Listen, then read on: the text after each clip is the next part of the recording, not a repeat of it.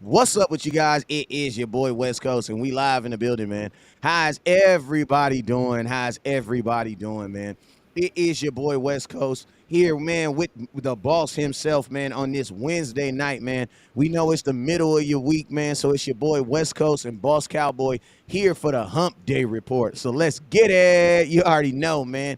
Everybody, it's eight. Well, it's 7:48 where I'm at right now. So if you in Dallas somewhere, it's about what, like 9:48, about 9:48, right about 10. You know what I'm saying? So everybody should be settling on in. We currently are live. Let me let you know where we live. We live on Boss Cowboys. Yes, we are live on Boss Cowboy Sports, West Coast Cowboy, and we also live on HTM Sports too. So shout out to everybody that's gonna be watching on each and every one of the platforms. But yo, man, Boss, man, how you doing this evening, brother? Man, I'm chilling on it, man. Shoot, I heard that, man. As soon as all these algorithms and platforms get zooted up, we're gonna do some shout outs, but you guys already know it always takes a couple minutes. But make sure you guys already know whenever you watch West Coast's content, it's to actually, man, whenever you watch anybody's content, whenever you're watching anybody's independent content, there should be two things that should always be mandatory. And the first thing you should mandatory is this: you gotta share the content. Why do you gotta share the content? Is because that's how you grow the content. That's how you grow it. You know what I'm saying? If content was a plant, sharing would be watering it. You know what I'm saying? So I need y'all to water this plant so it can grow. You know what I'm saying? So you can grow. So make sure everybody right now, mandatory. Cowboys got 5 Super Bowl rings. So I need everybody right now to hit that share button 5 times, mandatory. If you're gonna do it, if you're gonna be one of them real Cowboy extra fans and share it more, we appreciate you. But hey, man, it's mandatory. It's mandatory. It's mandatory that everybody hit that share button wherever you're watching at least 5 times. You feel me? So, yo, let's get, as soon as Facebook gets up, I'll give some shout outs out on Facebook. Let me see if my YouTube is up real quick. Boss, I know your YouTube is up. I know you got some Yeah, folks on YouTube. What's up with yeah. I see James Ruff, D.A. Lee, Jeffrey. What's up, you? y'all? Boss, I know your YouTube is up. Sorry about that. Go ahead. No, I kicked the shout out to the people I see coming in the building.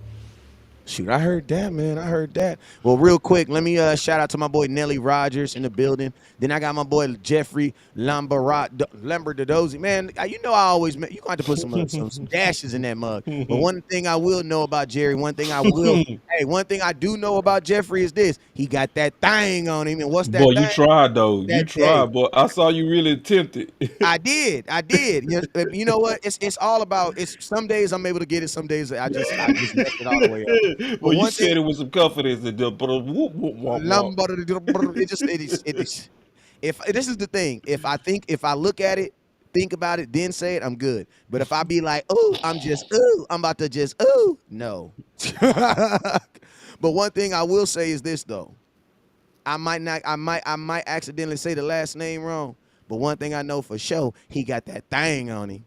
And if you don't know what that thing, he got that file on him. What's that file? That file is that wrench. If you on YouTube, I'm gonna tell y'all this right now. If you see them people over there with them big old wrenches by their name, say I'm gonna tell you this. The reason why they got it is because if you get out of line, they're gonna tighten your ass up. You know what I'm saying? So I need everybody on YouTube. You know what I'm saying? Let's have a good time. But I'm gonna tell you this right now. Don't be in my inbox talking about West Coast. I was in your inbox. I was talking in the comment box. I said Dak Prescott sucks, and all of a sudden I got tightened up, man. Hey, man, I'm telling you, man. Be on your best behavior on the YouTube. We're going to have ourselves a good night. Facebook, y'all, for the most part, y'all know what it is, man. We've been rocking damn near 10 years, going on 6 years right now. So y'all know what it is. But, hey, real quick, my Facebook just loaded. So let me get some shout-outs real quick. Shout out to Miss Leah Roman. Hey, if you at a hospital right now working, because I know you be on your thing. Hey, salute to you and all the nurses up in there that's are working around America, keeping us all going and keeping us all safe. Shout out to Big Cole Dyer in the building. What's up with you, OG? Then shout out to my boy Michael Cole. What up with you, Jimmy? Timothy, I see you. Diane, what up? With one A, with one N. What's up with you? The reason why I say one N is because my mom has 2 N's. My OG Darren, what's up with you, sir? Appreciate you. Who else we got up in here? Chris Fat Man, what up, boy? I see you. Maya, and Loop Skipped. What's up with you? Josh over there on YouTube, and then Loop Skipped again. I see you over there. So, hey, you guys also make sure you guys hit that super chat. Make sure you guys hit that star button, man, and let's get into it, man. So, y'all already know, right? OBJ came to Dallas. You know what I'm saying? Got him some barbecue. You know what I'm saying? Got him a, you know what I'm saying? Probably got him got him one of them big margaritas. You know what I'm saying? Hung out with Jerry. Then he went and hung out with the Mavericks. Got to meet Luca. This is all on his first date, right? All on his first date. Imagine this, right? Some of us is married, been married 10 plus years, and think about this. Think about what you did on your first date with your lady. Did you take your lady to a Mavericks game? Could you imagine putting all this together and then waking up the next day and the first thing you hear coming out of Jerry Jones's mouth is that he is not confident in OBJ's even, and the question was not his health. The question that Bobby over at 103 The Fan asked him was, "What is your level of confidence? How confident are you in his ability? As far as this year?" And Jerry Jones flat out said, "I'm not confident, and that's the issue." You know what I'm saying? Boss Cowboy, man. What are your thoughts on? I mean, to be honest with you, what do you catch us up on your thoughts on OBJ, and then kind of slam dunk us on what you think on those thoughts on Jerry Jones and what he had to say about the whole meet? I think I think he was just honest because that's the only thing you can say given the situation is you can't be confident in a knee that's a second ACL and it's no workout. It's really simple. And so I wouldn't kind of be overwhelmed with his statement because it's just an honest statement and it's something that a lot of us should have saw coming. Yeah, I mean, this is my thing too. Like, I don't know who these agents suck. That's all I'm gonna say. Like, they suck because What you mean, man? it's like, OBJ, you have been putting this narrative out, or not even just narrative, because you wouldn't be trying to get on a team if you weren't healthy. And a team took a direct shot at that, and you guys didn't put out anything to counteract what Jerry Jones said. Like, if that would have been my client, if OBJ is my client, immediately I'm dropping some film. Even if it's some old film from last year that y'all ain't never seen, because these dudes be having film tuck. I got videos right now that y'all ain't never seen. You know what I'm saying? And they got the best editors in the world. But I But would he's drop. not ready. You can't drop none when you ain't ready. See, and it's But see, let me see. That's not. But see, as the agent, your job is to protect your investment.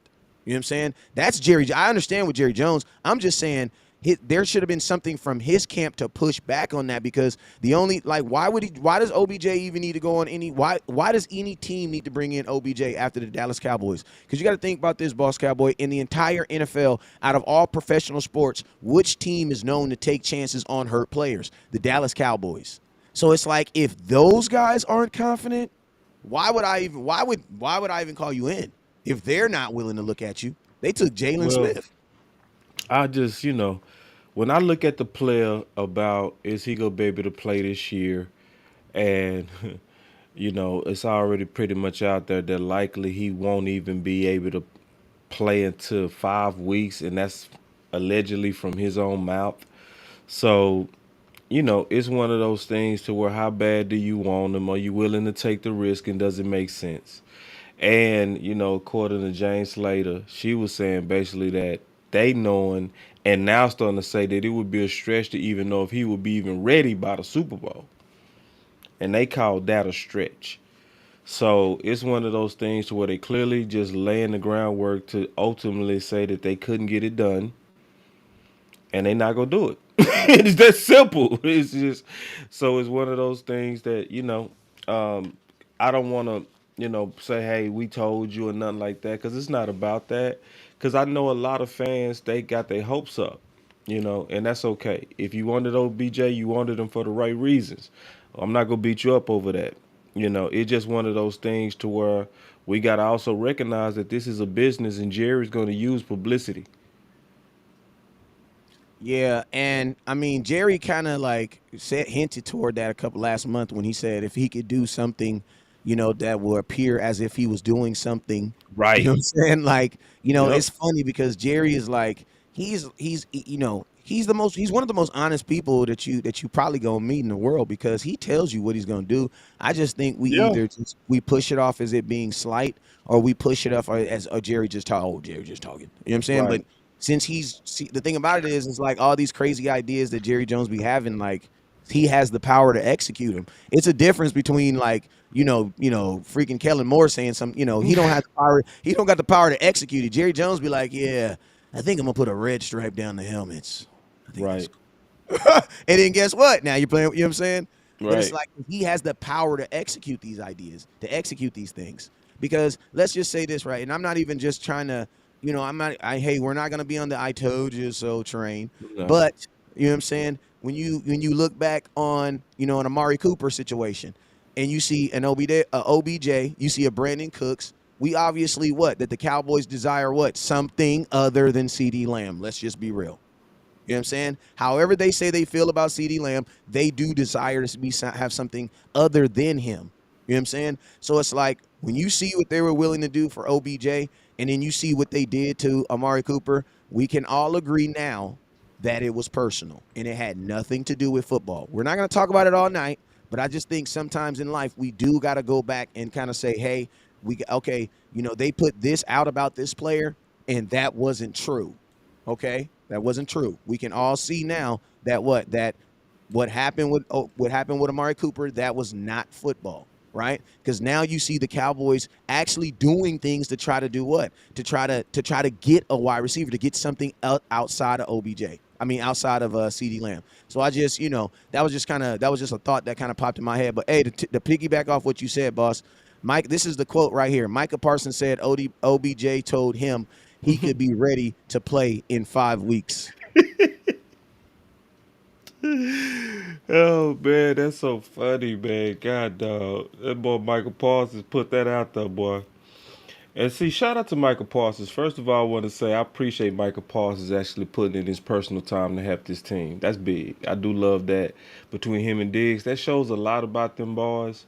I really get a real good feel about Michael Parsons and Diggs willing to use their personal time on to likely fill him out. It was everything. They wasn't there just entertaining him. They was also there to get intel. So Facts. if you able to get a guy to just get comfortable and start talking, and y'all sitting there chilling, and you feeling like you got the warm and fuzzies, and you sit back and you ask him at the right time in the third quarter after y'all had a couple of beers, and he relaxed, and you say, "Hey man, um, When when you you gonna think you play?" really gonna play, bro? Right, right. And then he just slipped. Yeah, I think about 5 weeks, man. I said, already, man, you gotta take care of yourself. And then he like noted, and he go report back, and he report back, and we got the intel, boss. Bad investment. 5 weeks. Come on now, let's keep it moving. Yeah, and That's also funny though. That is funny though. I can't help but it, laugh. it is. It, And it Michael really is. Parsons, that boy say, that boy And put it out there. I'm gonna tell you this right here. I'm gonna tell you this right here. That's the reason why you don't send a Dak Prescott and an Ezekiel Elliott. You don't know why? Because Dak Prescott and Ezekiel Elliott understand the ramifications of something like that getting out in a contract situation because they've gone through it with Jerry Jones. Like, to be honest with you, if you're talking money, you really don't want Dak Prescott talking to you about money because guess what? That's when No, like, don't get me no, wrong, Dak loves no, being a Dallas Cowboy, but I'm pretty sure that's a sore subject. You know what I'm bro. saying? Like, you feel me, boss Cowboy? Like, Man, yeah, I swear to we're God, I over it. thought about that Hey, too, bro. boss, Exactly what you just said. Go ahead. boss, I'm gonna we're say, over it. We're over it, but we're but not I ain't like forgot. over it. I have not. Listen, bro. Because y'all I, kind of did me dirty, bruh. you kind of did me You kind of did me dirty. dirty. Yeah, and so like, and they know that, and that just shows you like some people was like, why didn't Zeke go? Man, come on, bro. Look what Zeke had to go through to get Bruh, his you really money. want Zeke talking to You want Zeke talking OD? OBJ about a contract situation with the Dallas Cowboys? No, Ezekiel, I don't Ezekiel, want Dak. I don't want Tank. I don't none of want these none dudes. of them. None of Nah, them I dudes. want them do it like it's so strategic. Like you sent the guys who wanting to get paid. Facts. Because guess what? A guy who's wanting to get paid is going to do everything to please the person who's going to pay him.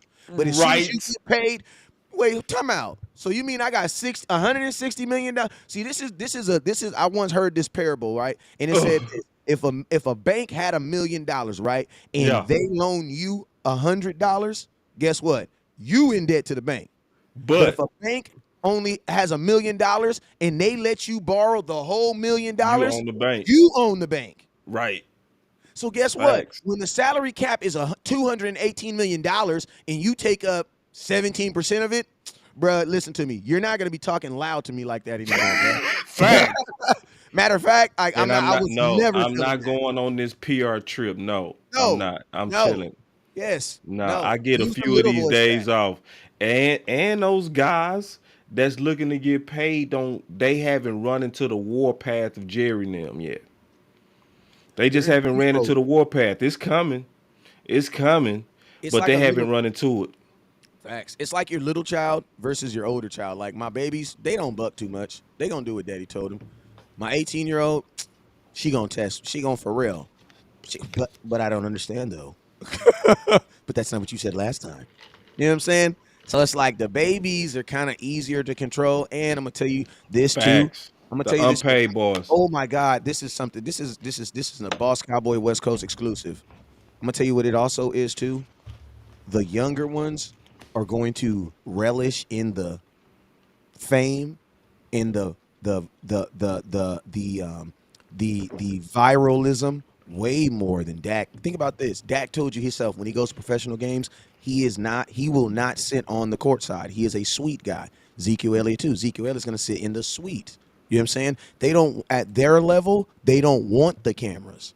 You know what I'm saying? Micah Parsons, Teron Diggs for a degree, and it's okay. It's okay. There's nothing wrong with this. You know what I'm saying? They're young. You should feel this way.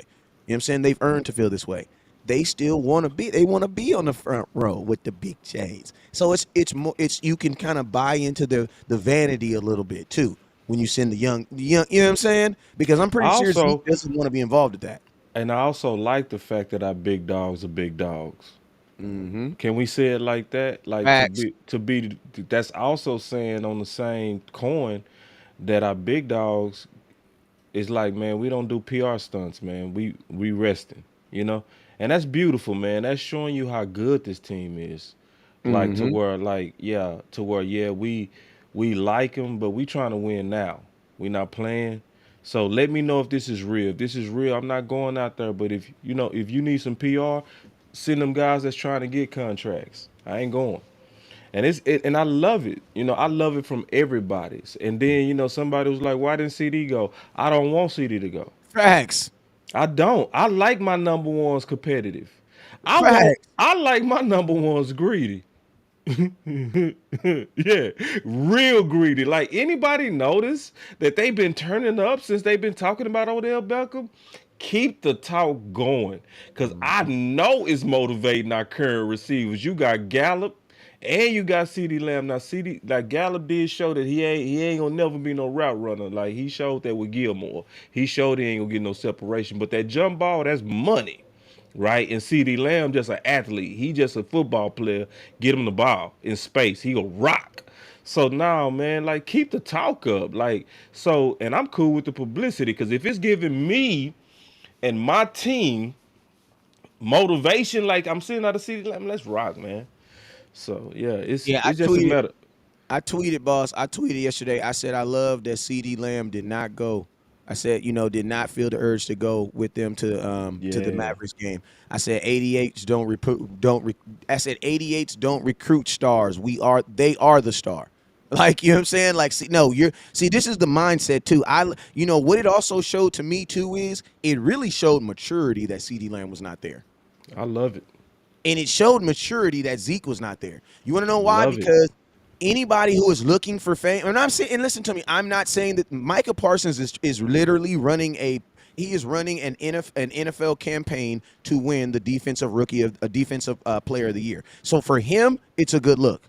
You know what I'm saying? Yeah, yes, He both of those guys. like for both that's a Yeah, good look. Trevon Diggs is yeah, trying to get paid. That's a good look. You great know what I'm saying? look. CD Yes, Lamb, what it shows for him not to be there is leadership. Because what it also shows Odell Beckham I is this: love it. if you do sign, You're you're coming to submitted. play. No, not even that, but you're coming to play with me. That's what I'm saying. You submitted. Yeah, you're coming to play with me, and Right, that's an 88. right. Well So it's like done. I like everything that you guys, and this is what I've always said about CD Lamb too. Like people got on me because I would say, well, they be like, West Coast, you always say CD Lamb is not a number one. I say, yeah, but you also forget I say dot dot dot yet. Every no, every 88 that's worn at 88 that you can remember, and there's 13 total, but there's only 4 y'all remember. Every 88 had something that he had to develop through or he had to grow through. Mike, Pearson had his things coming in with a smaller school. Michael Irvin had several things. You know what I'm saying?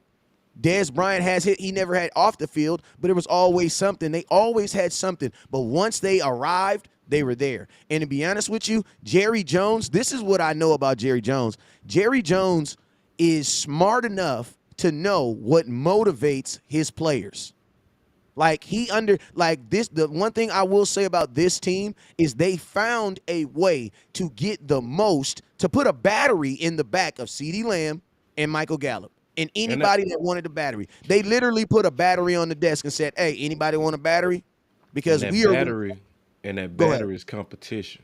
That's It's what that battery competition. is quality competition, which I agree with you, and I'm gonna give it the credit to Jerry for allowing Mike McCarthy to foster this environment. And this is a beautiful environment that's across a lot of positions. Because I know we go talk about Tyron Smith, but it was reports obviously today with his practices that he basically bruised some defensive ends. Why is that happening? The competition between Tyler Smith. Bro, you know you looking at your end if you don't come in here not just ready, but ready. You gotta silence people immediately and all doubters. Everybody that said, hey, T. Smith, you gone. This is it. Yeah, it's been a lot of people quoted that, put that out there, published it. So when you say that type of stuff and you see your replacement in the building, you getting ready to rock. We also saw that with Romo in 2016. We really did. Cause see, isn't it funny that Dez Bryant said in 2016 with that the spirit of competition when Dak started taking over, he said, "Man, I see a 6 pack on Romo. I've never seen that." And Romo lost 15 pounds during the season. So when you see real competition, that really will make you fight for this legendary star on your helmet. And Mike McCarthy and Jerry Jones and Steven, primarily I'm gonna give it to Mike and Dan Quinn. They fostering a hell of our group and a hell of our competition, and it gotta be fair because if it's fair, it make boys max out. Facts. Facts. And one thing about competition is that competition has to be legitimate enough. Because I mean, this is the thing. Like, Right, OBJ, we don't know. I've always felt that the health was going to be the ultimate reason why the Cowboys wouldn't sign him. Like I always, Boss Cowboy always used that good example about the fire insurance, and that's always stuck to me. Like once you take a loss on something, it's hard to then like go. If your house caught on fire, you know what I'm saying, and you lost all your belongings. And once you got your new house, are you going to buy fire insurance? Heck yes. Okay. of Can I course. sell you out of not buying house insurance? Absolutely not. Absolutely not. Why? Because you've experienced the loss. So it's Right. like when the Dallas Cowboys see what Michael Gallup, it took Michael Gallup 5 weeks before. And then think about this. You've seen Mike, you still to this day have not seen a Michael Gallup game. We have seen Michael Gallup moments because even the touchdowns was like 13 yards. I think one was 13 and the other one was 17 yards. You know what I'm saying? For a total of like 43 or something like that. So it's like, you still haven't seen a full Michael Gallup game, but 2 touchdowns. God dang. 5 weeks. It took you 5 weeks to do that. So it's like if I'm Jerry Jones and I'm looking into that, it's hard. I'm thinking in myself, it would be hard for me to not think that he's gonna go through that same process, especially since he's older and it's on the same leg. So it's like that's why I always thought. And then when he came out and he said that he wasn't gonna try out, I mean that's when I was like, yeah. You know what I'm saying? The Cowboys, I'm more if you're going to invest time into getting a person back, getting a player back, man, let's talk about freaking Tyron Smith because there's some, I listen to him, I just got Right. to say it. There's some crackhead Cowboy fans out right there. I call them CCFs. There are some crackhead Cowboy fans, and they are literally in their minds trying to make us believe that the Dallas Cowboy offensive line is going to get worse by adding Tyron Smith. I don't give a dang I don't know what you own. Like, there's nothing that you can convince me to make me believe that this offensive line will not get better adding Tyron Smith because it will. Real Now, quick. Go ahead. Before we go to T Smith, because I know we go talk about that. Coach Maul just said something that I also wanted us to talk about. That's a good point. Shoot. This is a time to also fan base, in my opinion, and keeping it all the way real. Instead of kind of beating a horse of Odell Beckham, which we now know is an unnecessary talk at least for 5 weeks, Facts. we should be beating the drum on more Tolbert and more Callaway Mm-hmm. now. So like go ahead and start getting these guys ready for the playoffs as well. Because you're doing a good job, Dallas Cowboys. You're doing a good job of developing your tight ends. Fantastic. You making sure they get in their packages. But you gotta also prepare weapons for potential things that could happen where you might need guys that can go out there and deliver you a comeback win. You're gonna need weapons for stuff like that. So I mean, hopefully we don't talk about Odell Beckham for a little while, because at this point we should be talking about Callaways, Tolberts, Turpins. Davis. Can we put Malik Davis in there? Can we throw a Yeah, little Malik Davis in there? yeah. Like we should be open for competition at that as well, because we almost treating it like it's good, and it's like now we gotta develop because we were seeing Turner develop as the year was going on last year. Why not do that with your guys now? You got a third rounder you're not using. You At looking all. crazy. At You all. looking crazy. Like you gotta, like you can literally give him at least a jet sweep. Put the ball in his hands. Let him feel a play. Like how can you call yourself genius as an OC and you don't have no designs for your third rounder? He can do nothing for your team. It's crazy. Yeah, man. And that's Turpin. I think I can't.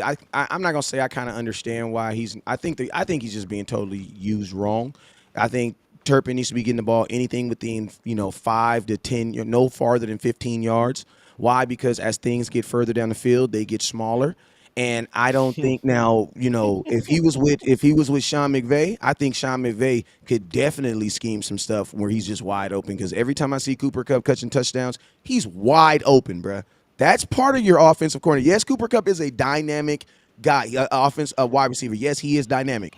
But part of him being so good is the fact that the offensive coordinator is able to scheme plays that just get him open. So it's Yeah, like when you have situations like a Turpin, when you have a guy like Turpin who has that, the best thing to do, honestly, is get the ball in his hands as quickly as possible. So yeah, yeah, him, a Callaway, Jalen Tolbert, man. The sad thing about him, man, I think the worst thing that happened to him is Dak Prescott got injured, man. Because if Dak Prescott wouldn't have got injured, he would have gotten the rookie blessing. What's the rookie blessing? You're gonna play because you're a rookie. You know what I'm saying? So go catch some balls. You know what I'm saying? They would have did the same thing they did to Michael Gallup, the same thing they did with CD Lamb. Them dudes was all playing. You know what I'm saying? but you gotta be smart enough to still do it.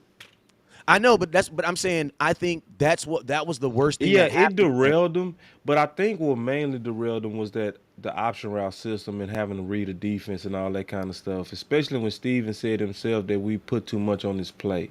It's too many signs of an overcomplicated system. Especially Yeah, when Mike especially McCarthy South said, Alabama, because I "I've know they never ain't running been." at South Alabama. Right, you ain't running that in They no ain't running at South South Alabama, Alabama. man.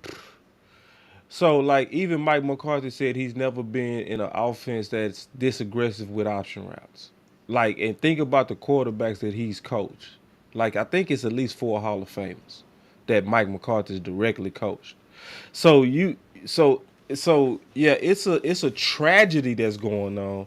And I really would want us to start just kind of moving our energy. Like, cause I know, listen, I know it's a lot of people that's drunk and in love with the dream of Odell Beckham. And I know it's a lot of people that's mad right now because of the stories and what's coming out about the likelihood of him being ready. So at this point, let's just accept the reality fast and let's grow up and get to work. The best way to get to work is to change the whole conversation to you guys that you actually have in the building. And we need to see somebody being used in a smart way. Because West Coast said it best. He said it the best the last time we did the Hump Show. The main thing that I've been thinking about that West said is he said, man, y'all gotta, he said, listen, y'all gotta be open to make any change and make all the experimentations to get you prepared for the playoffs. He said that's exactly what the regular season is about. It's not being in love with starters, saying this is my guy, this is the guy who should start. If you seeing any kind of ways to improve, you should be open to it, especially if you can make big changes. And you can make some big changes at receiver 3 and 4 if you smart. Mm-hmm. Yeah, and this is my thing. Like, I don't really think that there's too much focus on wide receiver three right now. Anyway, like, why are we, November 12th talking about our number three receiver? Like, I just think that's ridiculous. I think there's other things that the Cowboys could be talking about before you should be talking about your number three receiver. You know what I'm saying? I think that's crazy to me. You know what I'm I saying? definitely want that in the conversation, though. Now I know what you're saying, but I definitely I want it in the conversation because if we at least put it in the conversation, that's gonna get Tober some reps. No, That's the no, no, main. no. I was no, But you I was saying like talking in about. terms of Odell Beckham, Yeah, like what is right? we talking about? Like what? Like our number we have so many guys that are not getting opportunities right now that it would be perfect for them. Right. And it's Yeah. like, I would like to see that's why this in this Houston game, I pray that the Cowboys are smart enough and have not even smart enough. I hope that the Cowboys have confidence in their ability to put this team away by the first half. Why? Because man, you have some simulated. They're not bye weeks, they're not preseason games, but y'all looking at them, y'all know what it is. You know what I'm saying? If we can all live up to the expectation of what the Cowboys should, this should be a 35-point-ish game. I'm not going to say 40, 50. I'm not because that's ridiculous. You know what I'm saying? But this should be a 35-point-ish game. We're not playing a team that's 18, 19 points. You know what I'm saying? So the Cowboys, part of you understanding who you are should be this. Hey, man, we about to get in here. We about to beat on these dudes. We going to get up a lead about 20, 14, 17 points. When we get to 14, 17 points, Jalen, guess what? My boy Tobert, you're going to switch out. CD, you're coming to the sidelines. We also, you can switch. You can just make wholesale switches and wholesale changes. You know what I'm saying? Like, and I think those are the opportunities because they don't need practice reps. They need in-game reps because when I call upon him, it's going to be in-game. You know what I'm saying? It's going to be right now. I need you to get out there and fulfill a play. You know what I'm saying? So I think, and then I'm gonna tell you something else. That also makes me kind of a little upset with Jalen Tolbert is this: why are you not at least teaching him how to run block? What does that mean? Put him in the play, put him in the game every time you know you're gonna run the ball. Now people be like, oh, that's gonna become, that bruh, they're not gonna be paying attention when the way we're running the ball. We got more stuff to worry about. You know what I'm saying? You could be literally teaching him how to run block, and that's listen to me when you become when you're a freshman in high school and you're on well not freshman, but when you make varsity for the first year as a wide receiver and you're not the guy starting catching the ball, you know what you do? The only time you come in on the field is if you know how to do what? Run block. Do you know how to run down the field and block? And that's what the Cowboys. There's different things that you could be helping him do and helping him. Like, bro, he could be on special teams. Why can't he run down the field and hit somebody? But more importantly, there's no benefit in Jalen Tolbert, who you picked as a top 100 player. And I'm going to tell you this right now. If you look at the guys top 100 in Dallas, these dudes is getting paid, bruh. Like, these dudes are getting paid. Like, he's literally 7 spots away from Michael Gallup. I think Michael Gallup was 81. He's like 88. So, like, think about that. Michael Gallup's making $60 million playing the exact same position. So, yeah, like, I think there's a huge disparity there. Like, you're absolutely right, man. Like, the Cowboys, like, over these next two, like, the Jaguars, that's another. Now, obviously, you can't do that. Philly game is all go. It's all go on Philly. You know what I'm saying? But these opportunities where we're getting teams down and we're able to run the score up, man, you need to get Jalen Tolbert in there. You It's a need, tragedy, bro. It's a damn shame, bro. That's the only way to say it, bro. I don't want to be nice about this. That's why some people they be like, hey man, let's get ease up on Kelly. My boy Tariq said, do y'all remember the outside? So I do, and I forgive him. I forgive him, man. You know what I'm saying? You barely putting him out there. So put it like this. I also remember the first time they put Donovan Wilson out there, what happened? A touchdown got caught on. He still should have been starting over Thompson. Am I lying?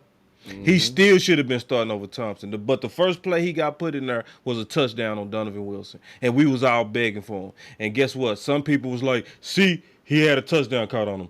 Pull him.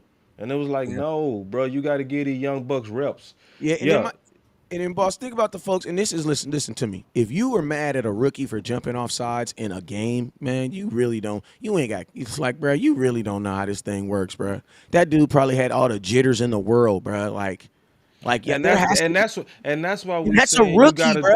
and that's why we saying you gotta do stuff to build her confidence. See, because me and you was at SportsCon, and I talked to Swain, and I told Jeff Swain to Swain. his, yeah, I told Jeff Swain to his face. I said, Jeff, you messed up Dak's first preseason game. Me and West Coast right there. I said, man, you messed up his preseason game. He had only two drops, and it was your drops, and it was easy bootlegs. I said, how did you go from that to balling? Because I really wanted to just know. How did you? And he said, man, it was in my head. He said, once you make you a few catches and you feel that crowd, it just normalizes to you and it start feeling like Sandlot. Y'all notice how Ferguson is now versus how Ferguson started? Ferguson now out there jumping over balls and running over the next dude. They out there just having fun. They feeling like they kids again. Because guess what? With your tight ends, you schemed plays to get them open. You gave them confidence dump offs. You can run the exact same plays for a receiver. You can do. I'm saying even just give him the ball on a jet sweep. He might make a play. Just if once he does anything, it's gonna go right back to when he was at Alabama, and it's gonna be a wrap. It's malfeasance what's going on with Tolbert. This is literally crazy. You have to use your third round. Yeah, I mean, the Cowboys. I mean, I just think, and and the crazy thing about it is, I almost feel like they've conceded, like they've conceded to him, just like we'll deal with it next year. You know what I'm saying? And that's crazy because the Dallas Cowboys value, for the most part, man, they typically value these offensive weapons, man. So, but I mean, I 100% agree with you, man. I think it's that's why, like, honestly, like when even with Turpin, like when he came in, man, I was just thinking in my head, like, Kellen Moore, he's not like he doesn't have that, like, that wide range of, like, when you give him more on his plate, like sometimes it's like adding too much sugar in a cake. Like, yeah, it sounds good. Like, how could a cake be too sweet? Well, guess what? A cake can be too sweet. Like, it could literally taste nasty. Why? Because it tastes too sweet. And it's like with Kellen Moore, man, like you gotta be. That's why, like, if he do go to another team, man, this is advice. This is just advice that I'm telling this new team if they hire him, because I'm hoping they do. You really you gotta build the personnel around the guys that he really, really needs, because that's what he's gonna use, and anything else is gonna get cast to the wayside, man. And it's Right. like, see guys like Jay, like, bro, we can see what Tolbert can be. Like, we saw what he was the MVP of the USFL, and you're telling me you can't get He was a that guy standout player at the Senior Bowl. that up? Yes, and you can't tell me you can't get that guy involved. You can't do nothing with him. And the Nothing. reason being is because it's what you always say about Jimmy Johnson. Not season, I'm sorry. His scheme literally cast players to the side. Yeah. Like, you know what I'm saying? And I'm gonna tell you the bad thing about it, and this is the thing, I'm gonna contradict myself, because y'all know I love me some Dalton Schultz. But his scheme also, it casts aside athletic players that can change the game while uplifting regular players like Dalton Schultz. Like, it's crazy. Like, Dalton Schultz is a monster in Kellen Moore's scheme. And listen to me. Yes. He is. Don't you laugh at me, boss. Don't you laugh at me. Nah, you so right, bro. You ain't saying no lies. But you get what I'm saying, though. Yeah, man, Like, I don't I you don't so believe. on it right now. You killing it. Listen to me, boss. I Please don't continue. believe. I don't believe that Dalton Schultz is the same Dalton Schultz on another team. No, I No, don't. he not, bro. Come on, No, I don't. bro. But On this he's team, Dalton on my team. true. I only care about my team. And listen, and he fit. Facts. So that's So why I I mean, said you like, gotta sign him. because you can't be in Kellen Moore's system, bro, unless you're cerebral. You have to be cerebral. The faster your mind speed, the better you play in this system. Facts. So that's why Kellen Moore is foolish at the same time, because to him, everybody has the same IQ. Everybody's Barack Obama. You know what I'm No, saying? think about this. Everybody is CeeDee In Lamb. IQ. Everybody, think about this. Everybody's CeeDee Lamb. Yeah. Everybody is it. Think about this, bro. Yeah. He You got literally it. thought. Oh, go ahead. I'm gonna let you finish your point, but I got something after that. Go ahead. Yeah, Oh, yeah, yeah. It's so, but they're not. So it's one of those situations to where, if we notice as players, Wes, we've played with smart players. I know if I played with you, you will be a smart player on the field because you're a smart dude. But we also know we've played with players who was just athletes and didn't have the IQ. They were just facts, good players. facts. So when Kellen get those types where the IQ is kind of mid range and they go process a little bit slower, he still go treat them like they can. Yep. And I'm gonna tell you proof to that. When think about this, when typically when a starting quarterback goes down and the backup quarterback comes in, the scheme kind of changes, right? But think about this: Ben DiNucci, first game, threw Gilbert. 35. Garrett Gilbert, Ben DiNucci, Andy Dalton's first game as a Dallas Cowboy, all threw 40 plus passes. Yep. I think Garrett Gilbert was the only one that threw like 38. Yep. Like, and that's in that. To be honest with you, that right there shows you to him. He goes into it with it's my like he has his scheme. To be That's honest with it. you, like if I'm Kellen Moore, bro, it don't even benefit you to really. I'm not saying you ain't got to, but if you ain't watching film, I ain't even tripping. Like I'm not even tripping. If I Right. Right. like I would rather you be out there like practicing how like if you want to use that time to like practice on penalties, I'm not tripping. Because it's not like you're using it, bro. He's not using it because his scheme is not based on film. It's not based on that. You know what I'm saying? It's based on what he thinks that he can do. And to be honest with you guys, that Facts. is why we can never score on our opening drives. And I'm gonna tell y'all something. I've been screaming on this for the last forever since we did it. I think the Cowboys right now are like, we've only scored on one opening drive this entire season. Like, that's crazy. Think about this. You have 6 days to prepare for a defense. And Yep. you telling me that you can consistently not watch a team on defense, prepare your team to go out there and score on that team. So basically what Kellen Moore is doing is this is the scary part about Kellen Moore. Kellen Moore almost needs a whole half of football before he actually can understand what he can do. That is scary, bruh. Because what if you don't have a whole half of football? In playoff games, you don't have that, bruh. You don't have. Listen to me. The Cowboys have phenomenal. Listen to me. We all know that the Cowboys have what? Great second half adjustments. You want to know why? Because we always have to adjust. So if you're adjusting in the second half, you know what that means? The plan that you created for the first half did not work.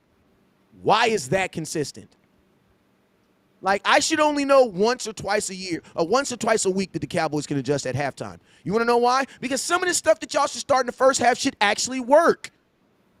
Why is it that we have to actually play a team? Be nitty gritty in a team. Bow, they punching us in the face. We punching them in the face. Okay, all right. You come. It's 6th round of a fight. You come to the like, hey, I think I got him figured out. The hell you mean you think you got him figured out? He punched you 15 times. You damn near about to get knocked out. That's my issue with my offensive coordinator, man. Because my defense got it figured out, bruh. The defense, think about this, and that's how you know it's a mentality. The defense scored. They've only had one situation this entire year where a team has scored on them in the first quarter. Only one. So you know what that means? Dan Quinn is watching film on these opposing offenses, and what he is drumming up during the week is consistently working. And that's not Hey, happening on the offense. Go ahead, boss. real quick, I got a super chat. He said, but wait, how Chessmaster Coop get cast aside, man? Great super chat. My boy Johnny said, I need something positive tonight. Hey, the Cowboys is a really good team, man. They are Facts. really good. The defense is really good. Dan Quinn is really good. We are a contending team.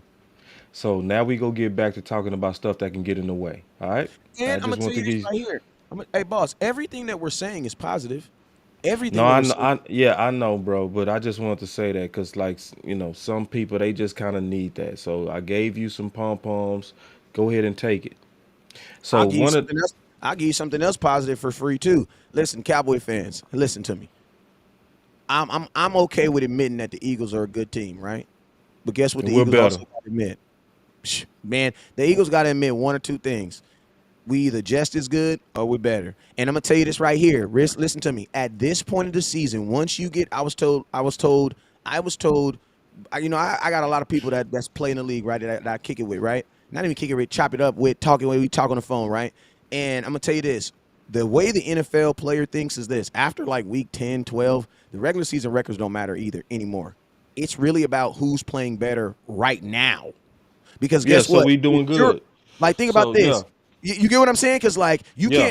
you can't help what happened Yeah, in yeah. September. So I mean, so we good, bro. So those are the, cause see, some people they don't get it, and I'm really gonna explain this to you. Cowboys are We playing the best football right now. Yeah, we playing good football, see, but when you come to channels like this, the channels like ours are channels that's focused on the stuff that can get in the way of what you ultimately want. So if you just want positivity during the regular season, I'm glad. But trust me, because I've experienced championships, we know that you want that more. So this Yep. type of challenge go focus on things that's gonna get you that ultimate positivity that's gonna last you a year. Do you want to be positive on a Wednesday, on a hump day, or do you want a year of positivity? So if you just listen along and share the content that we putting out there, that stuff that's in the way, then you go get the ultimate positivity. Let me say one thing too, because I was going back to the scripts that you was talking about that Kellen Moore was going back and how we start these drives. The last three games, all the drives started the same way. We always come out passing.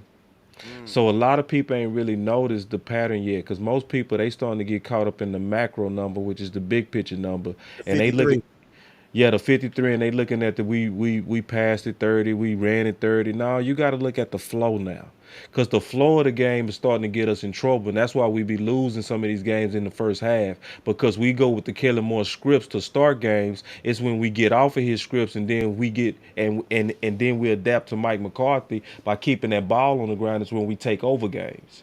So like for those of us who know that we got to be competitive from the beginning, yeah, pay attention to what we're talking about with the slow starts from the Dallas Cowboys and look at why. And the reasons why it's happening, if you look at the flow of the game, is because we either coming out in high tempo or we coming out passing, which is making us punt almost every time. And we done said it every time on our kickoff shows. Every time we said he's gonna come out in a high tempo, he gonna come out throwing, and we gonna say, and it happens literally every time. He'll come out with two consecutive passes, and I guarantee we punt on that drive. Almost every time, it's like a 90% chance, and it's only based on how he starts his scripts. Is that's Yep. it. So yeah, I would say also pay attention to what we talking about, because we talking about real problems that's also easily fixable. Mm-hmm. I mean, yeah, because I mean, at the end of the day, man, that's why I made the comment about him watching film. Because I mean, this is him coming out wanting to do what he wants to do. Like, I think like taking what the defense gives you has become such a negative term, but I don't think that's a negative term. Like, if they're in cover two and they're giving you them sidelines, you should take it. Why? Because that's where the weaknesses are in the defense. Like, take it. You know what I'm saying? And hope that your guy can make a better play. You know what I'm saying? That's what it always comes down to. Hey, so just to get on some updated stuff, man. I got the injury report up here, and I just want to go through this real quick, get everybody updated on what happened today in the Cowboys world. Real quick, we had Quentin Bohannon. He has a knee. He was limited today. Jonathan Hankins, non-injury, personal, did not practice. Kelvin Joseph today, illness, did not practice. J. Ron Curse, he has a shoulder. He's limited. Demarcus Lawrence, foot. He's limited. And Big Sam Ho Williams, defensive end, he has an illness and he did not practice. I'm not West Coast. Boss, anything you want to add to those? No, man. Most of that stuff, when I looked into it even more, is simple, and so I was very concerned when I saw, obviously on the list first, I saw uh, Kelvin Quentin. Joseph. I'm like, what? Like, damn! Like, I need you out there now, big dog. And then obviously then Jonathan as well. But then when I looked at Michael Gelkin, and on his Twitter he broke down that Kelvin Joseph and Sam Williams missed practice with an illness, so it's probably that ooey ooey that's going around. You know what I'm saying? And then Jonathan had a personal matter, so that's also not really anything injury related. So the top two is something that Ball's been bouncing back from, and then Jonathan is something that he going through personally, which he likely going to be back. I was then happier to see, if you put back up the injury report, Gotcha. that we at least saw some limited functions with Quentin, right? Because Quentin is somebody, since we're trying to like really beef up this run defense, that we need to get him prepared for the playoffs by playing. And then we also know DeMarcus Lawrence, it's gonna be an ongoing thing that he will have to fight through for the whole season. So like when we look at the injury report, and then obviously I went through a separated shoulder, so I know what Curse is going through. At this point, it's 2 weeks from the fresh separation that he had. He's finally starting to feel normal. So that's a good news. So that injury report for Wednesday, honestly, when I really broke it down and looked into the details, is actually fantastic.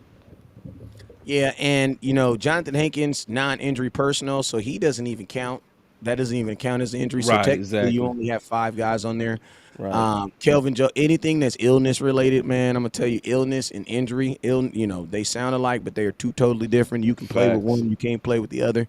Right. You know what I'm saying? Remember the Michael get Jordan flu game? He basically showed us shut up and dribble. You know what I'm saying? Go out there and play. I Facts. mean, Michael Jordan set the standard on that.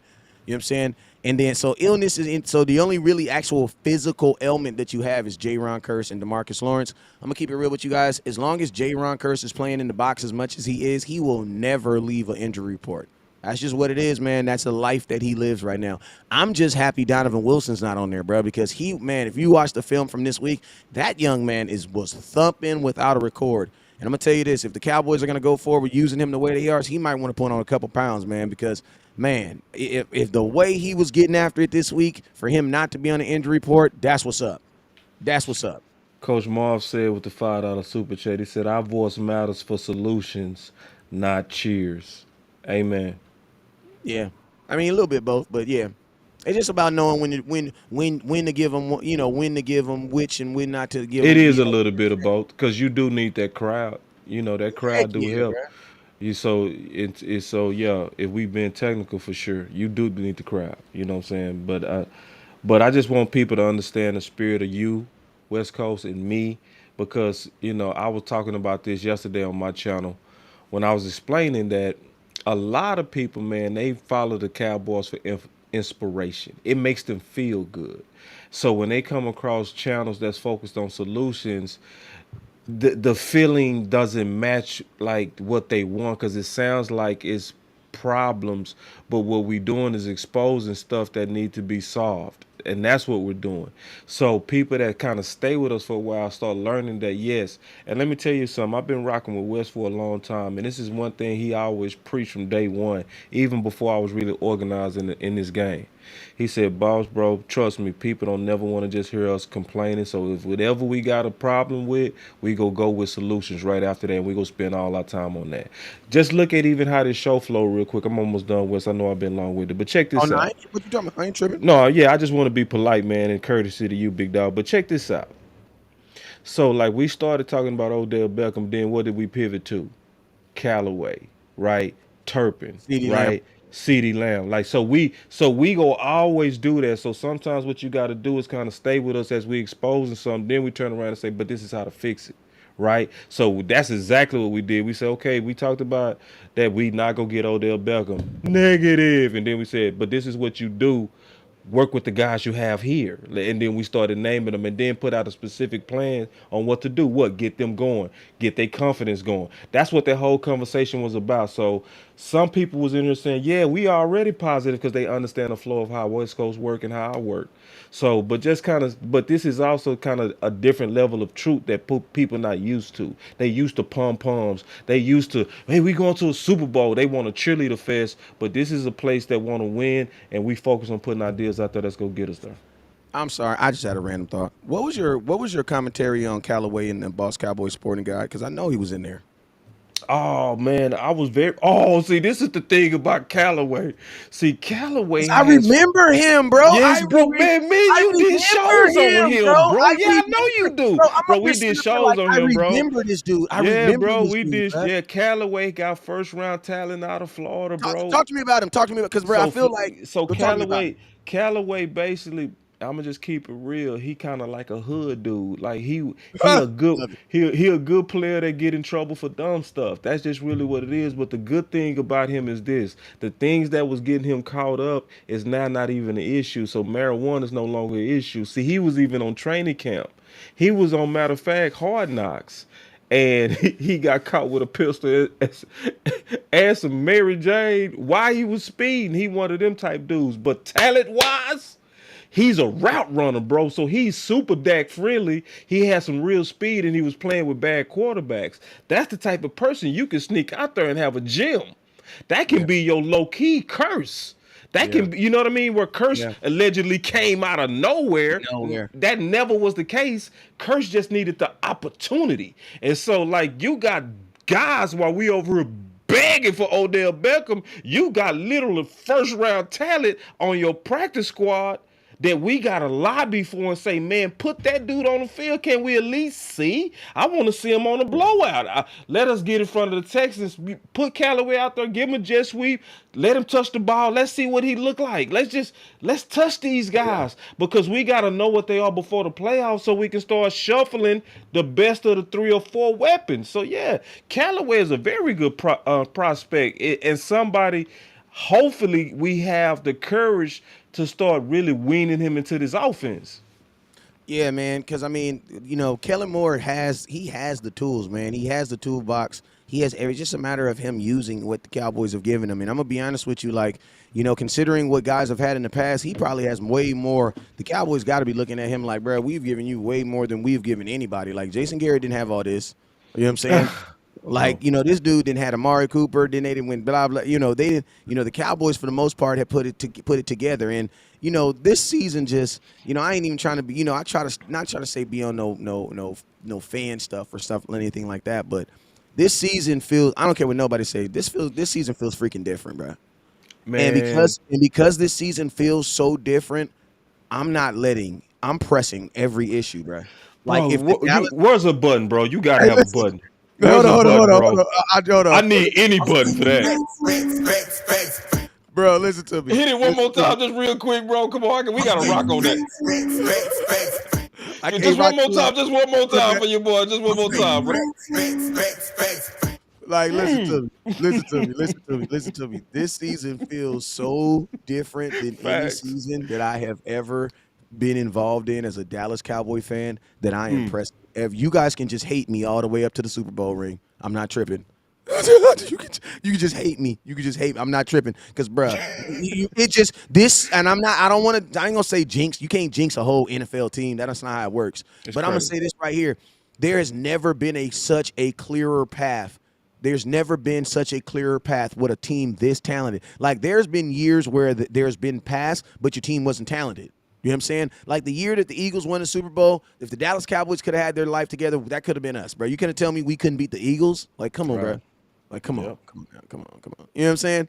So it's Yeah. like that could have been us, but we didn't have the team. This year it's the same situation. Like basically you're telling me we're gonna have to go through Philadelphia to go to the Super Bowl? I mean, they say Tampa Bay, but when it's all ultimately said and done, you're probably gonna have to go to Philadelphia to get there. Like, and you have a good team and you have a good defense. Like, we've had good offenses with bad defense. We've had bad offense with good defense. We've never really had the both of them on the same team and at the same time peaking. So it's like, bro, as a content creator, it's almost like getting a ridiculous deal on a car, man. Like that deal you got on that car was so good, man. You gotta listen to me, bro. You gotta keep up on all the oil changes. You gotta keep up on all everything. Why? Because man, that's a good deal you got on that car. Listen, Cowboy Nation, man, it ain't never gonna smell no closer than this right here, man. Can I It's can just can your you tag quarterback. me in? Can you Go tag ahead, me in, go ahead, bro? go ahead, go ahead. So you talked about it from the inside. I'm gonna talk about it from the outside. Everything you said was facts on the differences that we have on the inside in terms of the advantages, talent, and how it's all coming together. We running the ball, we feeding our number one. All the stuff you talked about. But then on the outside, when has the NFC ever been weak, bro? The NFC really dominates the NFL, especially in championships. Like it's always been at least 5 or 6 strong contenders in the NFC. Bro, this NFC is broke down, bro. This NFC look like a nuclear bomb that went off on it. Like the dudes who usually in the hunt or in the race are gone. You Gone. know what I mean? So if you look at it from and they getting worse. So you looking at the fact like San Fran, who was looking like and I would have want to go against San Fran because I would want Dallas to go into a game wanting revenge. I would want us motivated for revenge. But they Mhm. just lost their quarterback.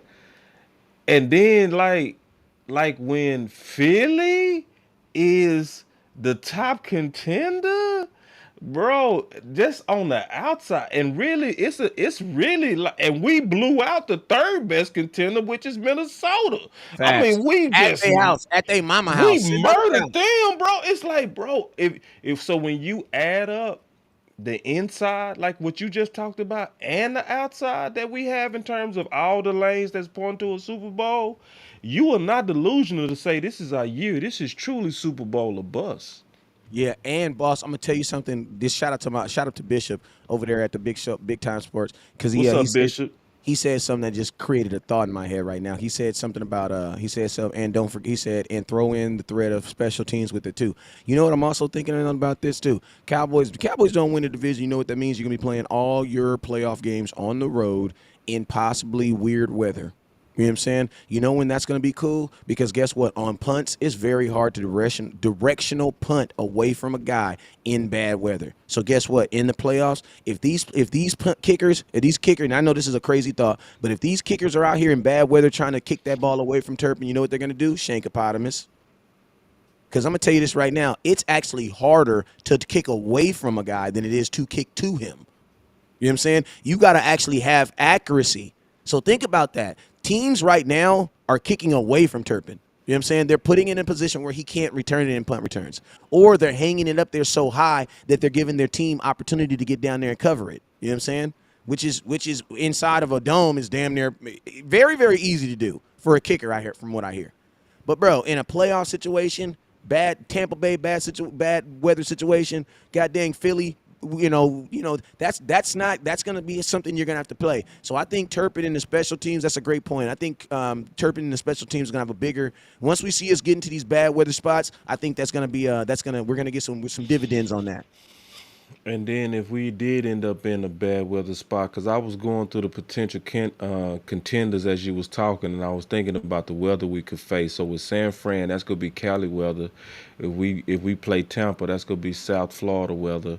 So if we play Philly, that's gonna probably be the coldest. So if we play Philly, that's still an advantage to us because then that gives us advantage with the run game and the defense, which travels Facts. well in cold. Yep. So like it's so many boxes that check in terms of advantage for Dallas, you know. So it's really like is we got pretty much two maybe at best real opponents in our way, and we better than both.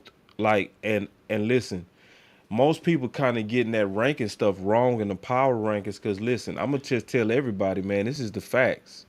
It's way more impressive that we won 4 games with Cooper Rush than they won 5 games with Hurts. Facts. It's way that says a lot more also about your team. So let me ask you a question: do you really think Philly would be undefeated if they had to play with their backup for 5 games? No, they would not be. Right. So it's a situation when you really look at it and the fact that we still should have beat Philly even with Cooper rushing if it weren't for Kellen Moore having him throw the ball 38 times. You know, if we would have kept that ball on the ground as we was just leaking Philly, we was leaking them on the ground. We was owning them on the ground, and that boy kept chunking. So that just tells you really, man, and this is the way I'm gonna think about it. I'm finna put some big money on this now. I'm gonna go ahead and go with this. It's certain teams they so good you know they going to the finals. You knew Golden State was going back to the finals. You knew the Bulls was going back when Jordan came back. You knew it. I'm thinking just it's just too many dynamics that's pointing at a direct road to the Super Bowl. I'm finna put some money on it. Shoot, I already got my. I put You $50 on it you today. already did. I'm gonna be right Hell behind you, bro. yeah. I thought about it. I said, bro, I'm The finna odds is come up. the odds is bad now. You should have I'm been when finna I come. did it. I know, but I'ma still get something off of it. You know what I'm saying? But nah, I this is the year, bro. Real talk. And that's not even no way delusional. That's actually very logical. Yes, and think about this. Like, shout out to my boy Andrew Ruiz. I'm gonna tell y'all something like this, man. Something that y'all don't want to hear. Some of y'all be hating on this young man, but bro, your quarterback is playing some of the best football of his life right now. And I'm gonna tell y'all this right now because of like one or two interceptions. Like, listen to me. We went through this phase with Dak. Like, this is what y'all gotta understand about your quarterback, right? Or any quarterback. At one point, you guys, he only threw 4 interceptions, right, in a season, 16 touchdowns, and you guys called him a dink and dunker, right? Y'all didn't like that. Y'all didn't like the safe Dak. He don't even throw a touchdown. He doesn't take chances. Okay. Well, guess what? To throw 38 touchdowns, 37 touchdowns like y'all want, you gotta take chances, right? So that's what happens. Like if you notice the interceptions that he does take is when he's trying to press that ball down. He's trying to be aggressive, get the ball downfield. It's kind of like a like look at these guys that have these major like the Judd kid from the Yankees. Go look at how many times he struck out. Also, why? Because he was swinging for the home run every time. It's almost like the Tyron. It's almost like the Diggs effect last year. You know what I'm saying? Yes, he either got the interception or he got the big play. You know what I'm saying? And to be honest with you, in some of these situations, that I think the Cowboys are okay with it. Like, bro, like they're it's. Not, I'm not saying that they're okay to the point that they're like go out there and throw an interception, but they're out there to the point where it's like, bro, our defense is really, really good. And like when you have a defense that can consistently take the ball from teams, it gives you the opportunity to what? To talk a little bit bigger. Like if you're a freshman and you know your brother is a senior linebacker on the football team, guess what? That freshman gonna walk around knowing that yeah, he could probably slap one or two people for anybody jump on him.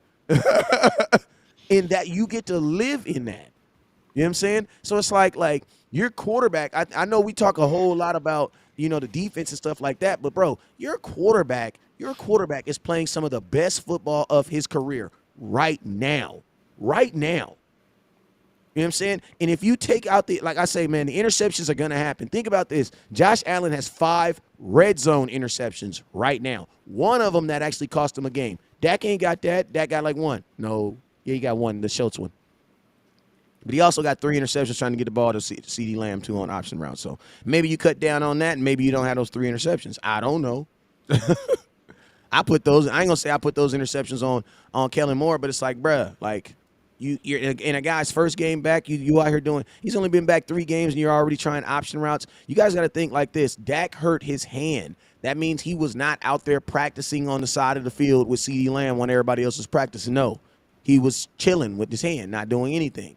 So it's like, some of these games that Dak went into, considering the situation, bro, like he's still playing well, and now he's actually playing better than what he was playing. And mama, this is what I always say about Dak, man. As long as Dak's re-up game is ridiculous, I don't care, man. He can throw interception or not. Because Dak is the type of person that he gonna borrow $20 from you and he gonna give you 25 back. Like Dak borrowed $40 from you, he gonna give you your $40 and he gonna take you to lunch. Why? On the strength. Hey man, appreciate you, man. Take this extra 20. Why? Because you came through for me on the jam. That's the type of dude Dak is. Tell me a time where he threw an interception, didn't give it back, and didn't give you something on top of it. Like that's what you got in a quarterback. Because he has what? He has the confidence to know that, man, that one decision doesn't define me. Man, that's what you really, really want, bruh.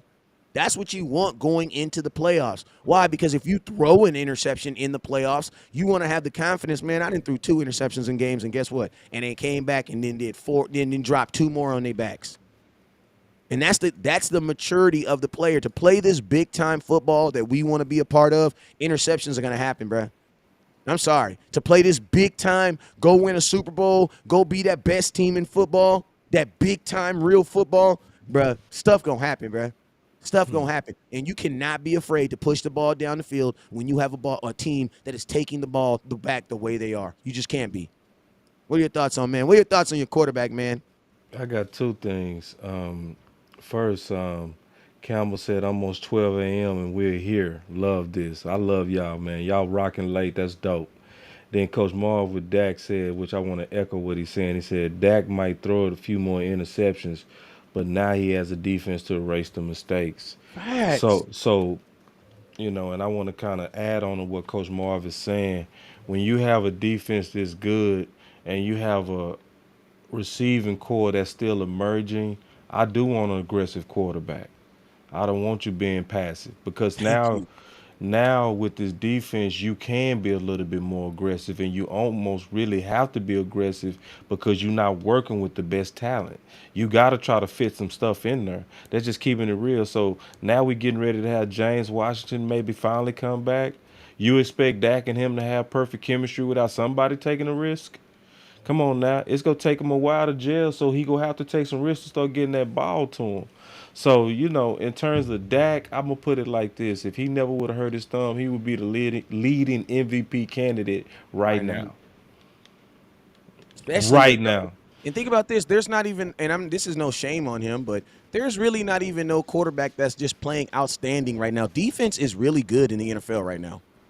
Like Yeah. every team for the most part has a defense that does something well. Now we just have the fact that we have multiple things that we do well. But everybody in the NFL for the most part defense, like a lot of these, like think about this, man, like the Aaron Rodgers, the Tom Brady's, man, you don't see that. The Patrick Mahomes throwing 50 touch, you don't see that, bruh.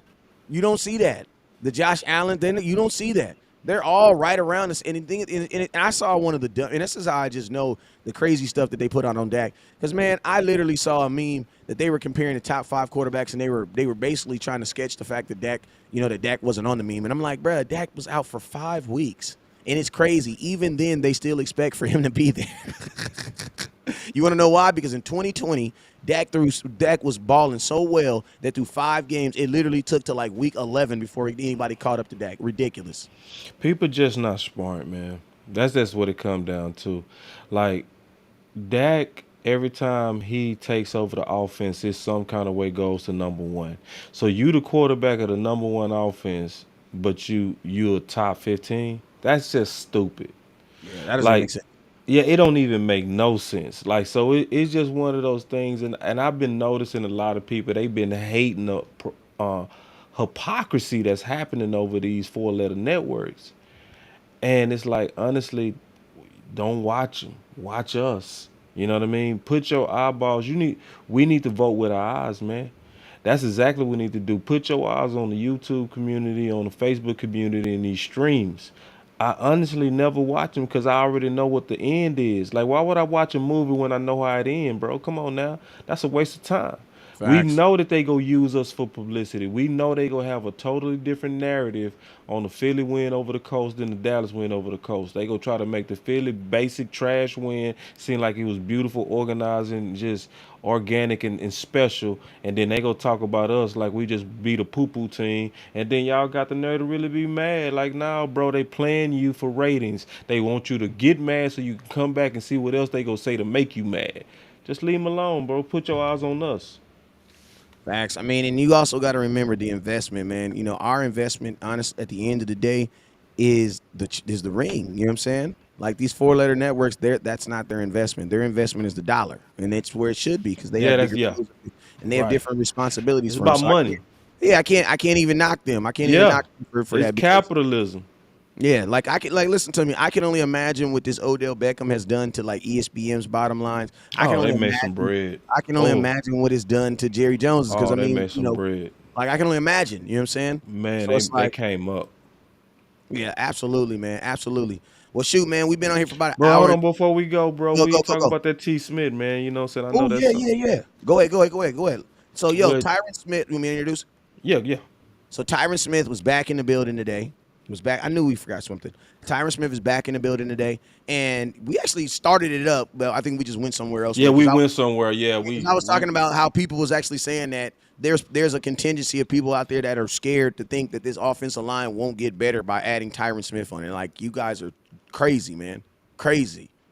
and I think we did talk about it because we talked about competition, huh?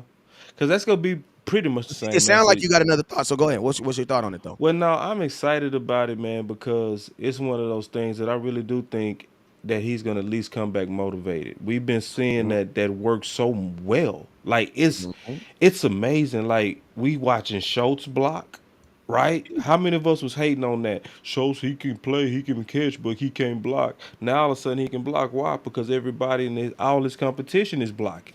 You know what I mean? And so to see this transfer at this moment to the offensive line is way better news than Odell Beckham. It is way better news. And then you go balance out your whole line. You go move Tyler Smith to where he likely was best fitting anyway, and that's left guard. You go put two bullies right next to each other. It's going to even strengthen your center position. Like, this is what we getting ready to get in terms of if we can get him back, and I think he go come back at least for a short period, and especially in the run game, I think it's gonna be nasty. Now I'm gonna be honest. I'm gonna say this, and I mean this though, bro. If y'all really want to see me curse, bro, and go crazy and cuss at Kellen Moore,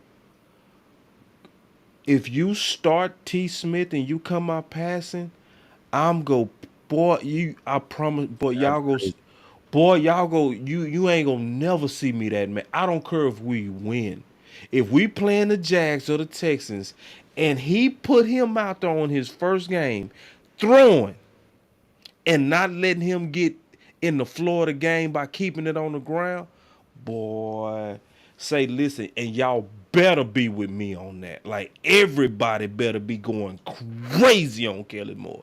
If he take his all pro center and do him like he did Dak in 2001, I'm gonna go crazy.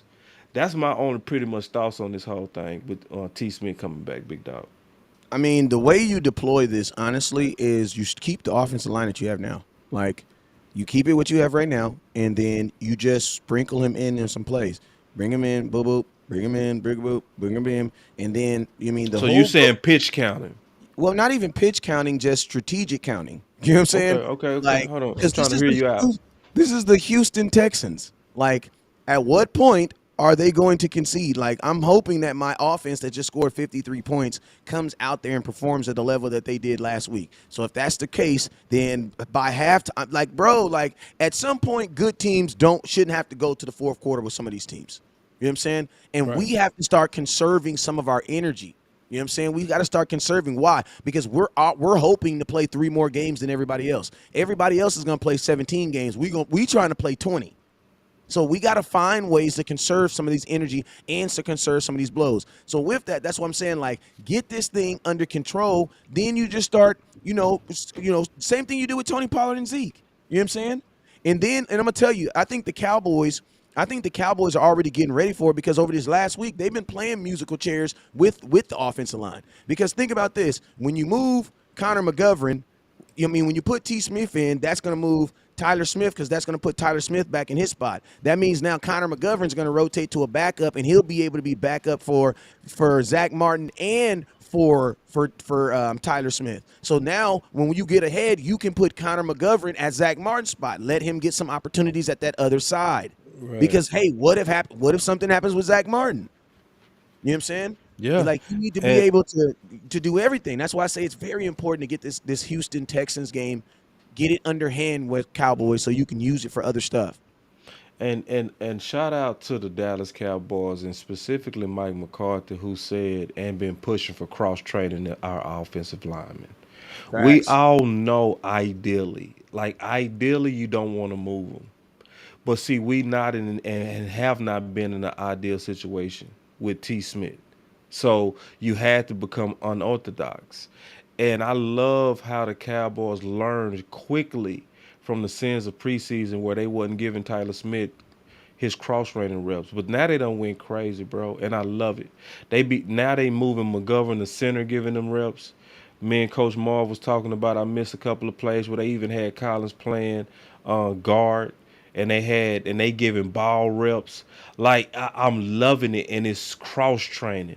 And so at this point, they are doing exactly what you talked about the last time we did this show, where they're truly preparing for whatever could happen in the Facts. playoffs. We could lose any position on that offensive line with the way that they cross training these guys, and we will keep moving. Have you seen anybody go to play center? I Yeah, think that's McGovern.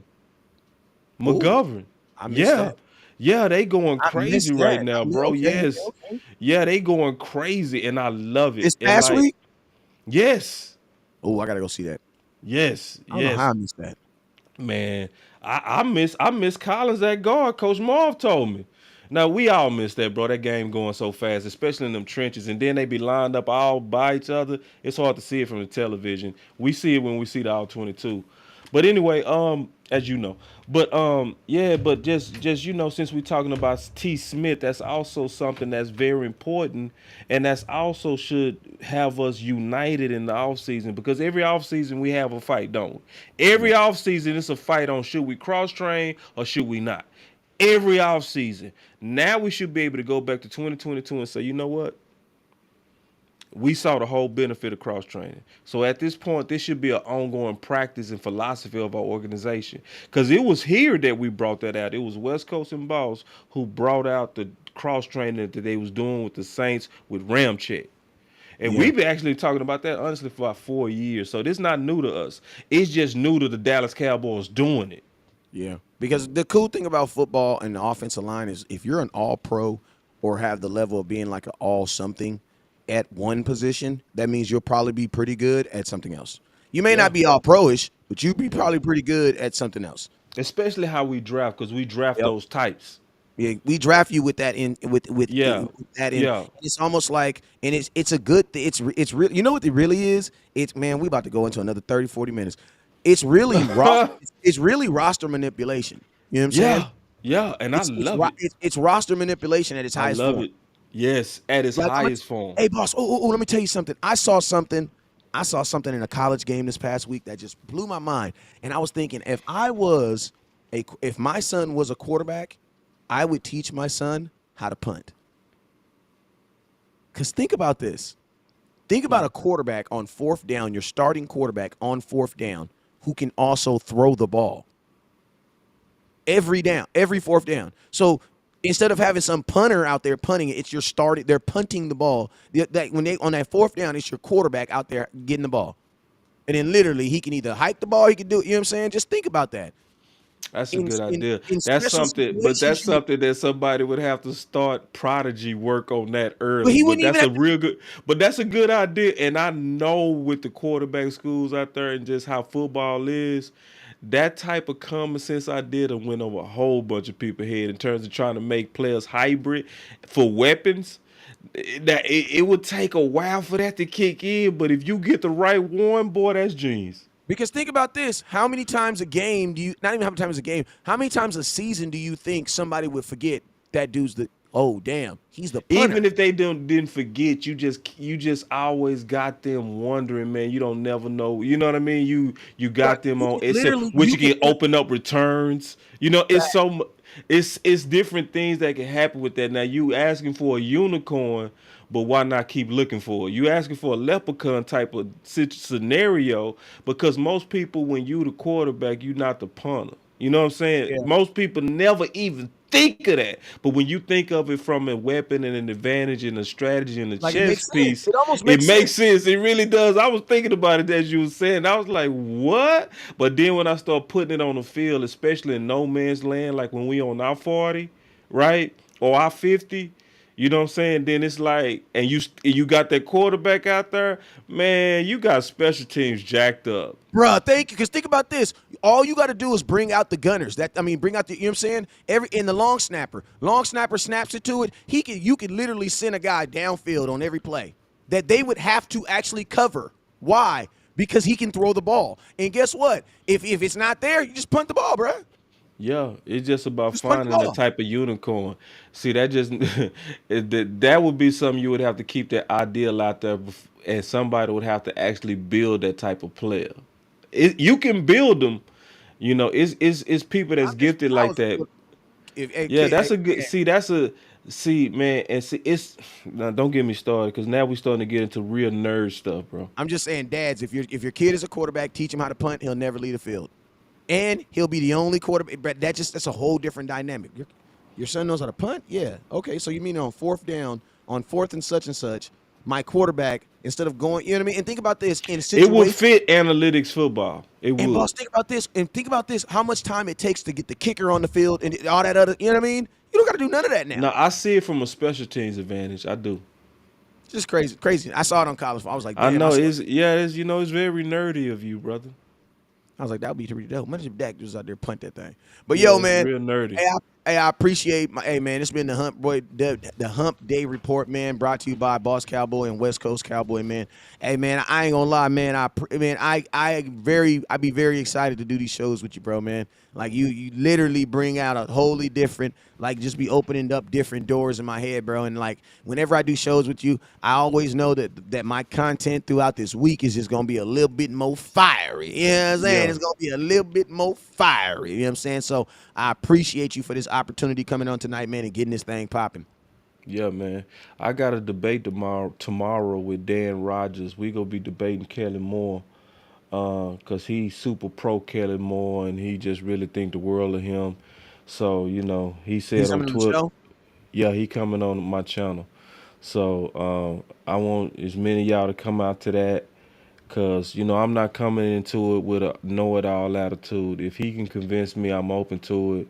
I know he not, but I'm still gonna come in there with an open mentality. But hey, listen, y'all. I'm telling y'all, I'm gonna keep it real. I'm gonna be professional, but I'm gonna tell the truth. I don't care that these people are media. I don't care nothing about that. All I want is the truth and the facts out there because I know for a fact that Kelly Moore is the biggest risk to our 2022 season. And so Yeah. I'm gonna just tell y'all right I mean, now, I'm I ready. don't even I'm know. I don't ready even to know. show the power of independence, bro. I'm just letting y'all know. I'm ready to show the power of independence because I ain't finna kiss no ass. I'm just letting y'all know. Yeah. I mean, I don't see how like this is. I think that's why I almost stay away from it because it's like we can't debate a fact. You know what I'm saying? Like there is no Right, you can't debate facts, bro. Like you like you can't can't, debate it. bro. Like I So refuse it's to debate like, a and fact. I won't do it.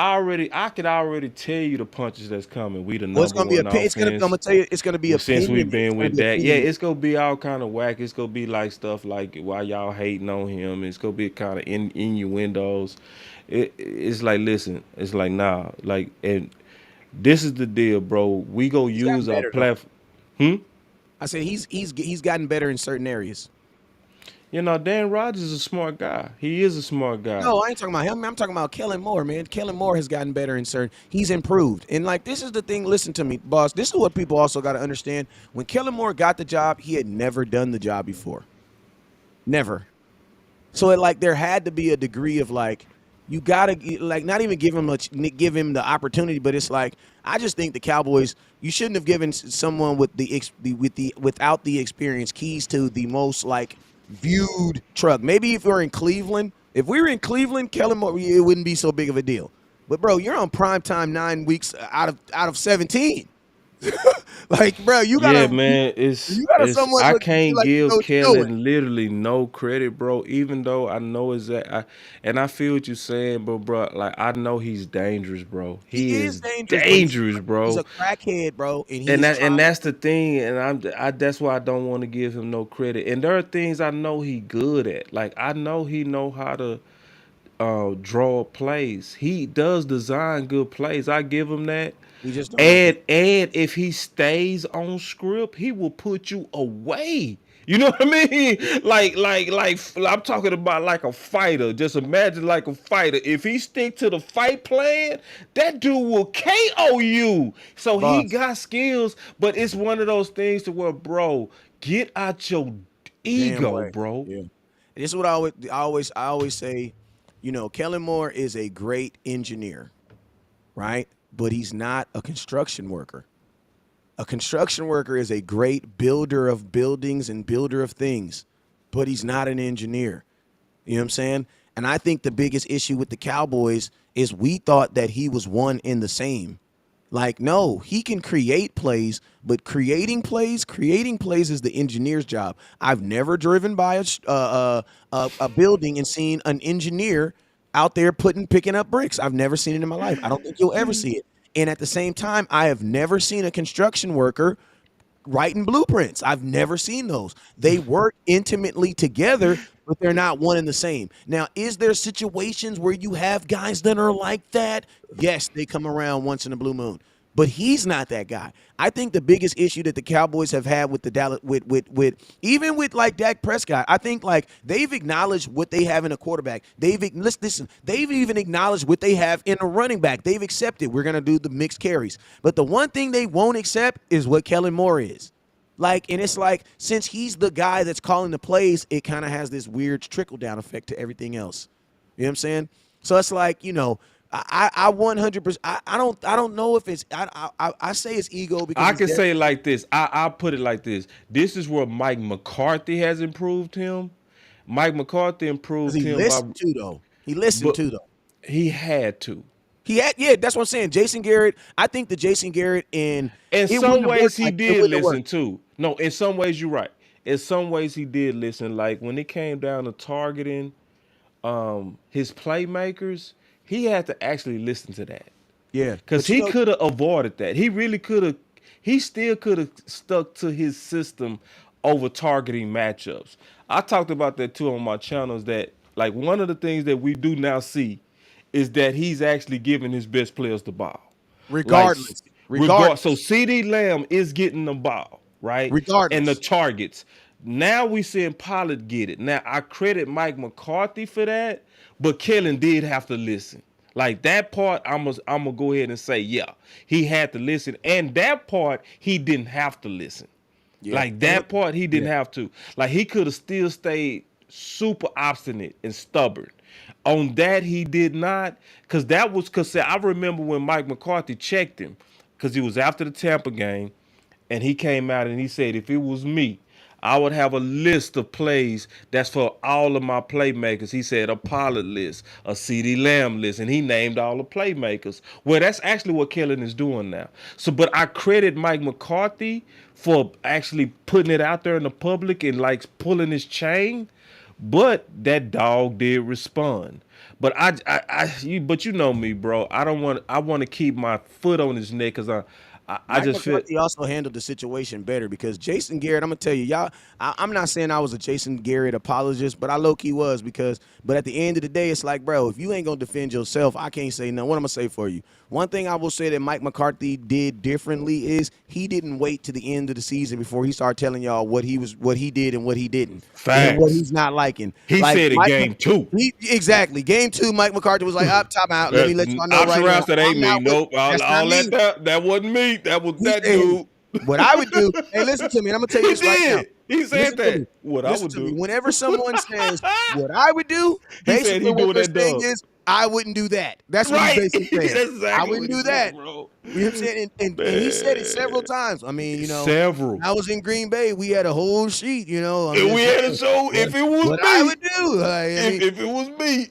and think about this. How powerful is it that it's the head guy that's saying it? Like, it's supposed to be you, bro. You're the head coach. Ooh. See, I mean, that's if a I was whole in nother charge, conversation.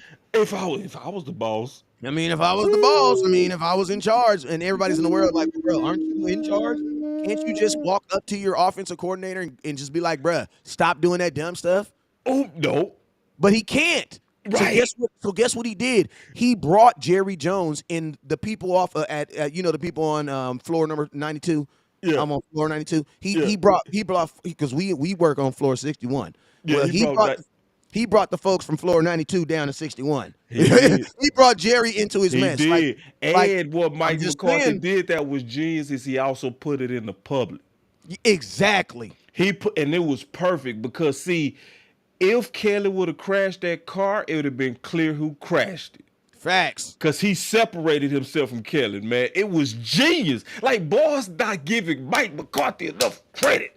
And Yep. then look, I know we going into a whole other, but I promise you we finished after this. But bro, look how Mike McCarthy's being a super G. He Oh, being super even clever. Jerry He ain't letting it go down Jones. like that. Oh man, I'm loving Mike McCarthy right now. Now Mike McCarthy still got some things to work on, but overall, he the right coach. Yeah, and that's why people be like, "Oh, you gonna switch up?" No, I like this Mike McCarthy because No, guess I what? like this Mike They put McCarthy. you know what's crazy? Everybody got a battery in their back. Everybody got Mm, a battery in their back right now. Everybody is playing for a higher cause right now. Everybody is playing. Because I'm gonna tell you this right now, man. You can't tell me that Kellen Moore and Mike McCarthy was cool after that Green Bay game. I don't give a damn. I can know you that. please explain that, What please? you Please mean? Like that take game your was, time, bro. bruh, I'ma that sit game back, was bro. Bruh, that I'ma game sit was back and say nothing. won. That game was won. You was up by 14 points, and you decided to throw the ball 13 more times after that, giving Aaron Rodgers more time than he needed to come back in a game that was already won. Bro, there's no way. There's no way. There's no way. Mike McCarthy dressing up like Vince Lombardi, looking goofy in a mug, walking down the middle field. You should have dressed it up like Jimmy Johnson. You probably would have won the game on my mama. I'm just saying. But Say it. I'm just saying you should have came out there with that starter windbreaker on, that cowboy joint. You know what I'm talking about with But them keep big old shooting them slugs, man. I like them slugs. glasses, you know what I'm saying? They But shoot them slugs though. like, bro, listen to me. That was his moment, bro. And your arrogance on what you wanted to do. You literally took his moment and made it about you. It Yup. made it about you. You literally could have just ran the ball and Mike McCarthy gets his win. Everybody leaves, but Kellen Moore, that wasn't good enough for you. It's not about. It's almost like Kellen Moore reminds me sometimes. I always It tell wasn't like, good enough for you. listen to me. I Oh. learned this. I learned this. Ooh. On a wedding day, some women love be like, "Oh my God, she's so beautiful. She's the most beautiful girl in the world." But I'm gonna tell y'all something. Some women be hating at weddings. You want to know why? Because it hurts their confidence to know that today is not about them. You know what I'm Mm, saying? mm. Like this isn't about you, Kellen Moore. This is about Mike. This is And about see, Mike. Let Mike get his see, win. Wes said something that Wes said something. He was like, bro, if you would have took every one of them passing plays and made them into running plays, it would have been impossible for Green Bay to come back. Game's over. The game was literally over just by you being boring. It would have been impossible because it's not enough time. Yep. 13 plays by 40 seconds, that time is gone. Yep. And this is the fourth quarter too, you guys. And We're this not is the talking about fourth third. quarter. This is the fourth We quarter. talking about the fourth quarter. We talking about very basic math now. And they still got to run plays too. So you so think about your 13 plays plus their plays that they have to run to get back because they had to score 17 points to beat us. So Yeah, that's 20 yeah, plays within itself. yeah. And see, and then Dak getting blamed for that, and see, and Mike McCarthy getting the blame for that, and the whole time it's your play caller, the That's the whole second game. time. That's the second game he did that because the first game that he did that was the first play we played Tampa Bay in that final 3 minutes where he just kept throwing the ball and they Yep, he left. kept doing it. Yep, They left him. Dak threw the ball. Was it 57 times, 53 times, something? 46. It was something ridiculous. No, it Yeah, was in the. 46. I thought it You was talking about the first game? yeah, the very very first game Oh, that we went. 2001. No, The 2020, 2001. 2021 Yeah, 2021. when we went to Tampa, week What's one, that? I bro. thought that was, He because remember he did broke he the get to attempt. 50? He broke the attempt record. Hey, put it in the comment box. Yeah, I think was it 56? Put it It in the was comment something box, y'all. crazy, bro. But yeah, it was crazy. Yeah, it was crazy, man. So yeah, so it's one of them things, man. Yeah, I'm gonna be debating this tomorrow, though. I'm gonna be debating this, so y'all make sure y'all stay tuned, man. Yeah, man, Come I'm to gonna Boss tune in Cowboy too. Sports. Yeah, come in, and I'm gonna probably call you too, Mister Running Down Ball, just to make sure I got my notes ready. You feel me? Because I'm taking this dead ass serious. I ain't playing. Yeah, you more you too respect I still got 54. a little Kanye in me. You say what? I got a little boost. I got a little Nah, boost. and see, let me tell you why I Wait, talk can't about be you said Kanye, what bro. on air? I can't be Kanye, bro, because I know people gonna be watching. That's the deal. And so the issue is this is too important of a subject for me to Kanye. You know what I mean? I gotta actually be so cool, even though in my heart I'm gonna want a Kanye, bad, but I also got to be patient because this is not an easy concept to understand. Just keeping it real, right? Yeah, So and you many also people. got to understand that you're actually. Can I say something real quick? Yeah. You need to also go into this conversation knowing tomorrow that you're going in to change his opinion because you're not going. He's not. He's going to be using his opinion. So Right.